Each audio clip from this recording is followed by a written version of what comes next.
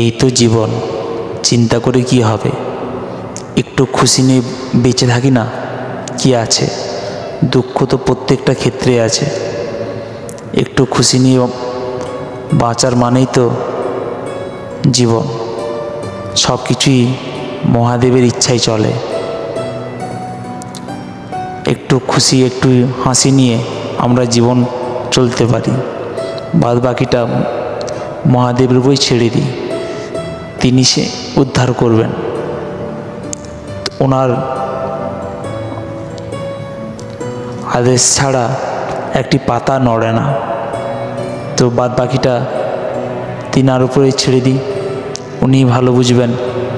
আমাদের জীবনে প্রত্যেকটা ক্ষেত্রে ভগবান সর্বদা মঙ্গলময়, তিনি সবারই করুণা করেন।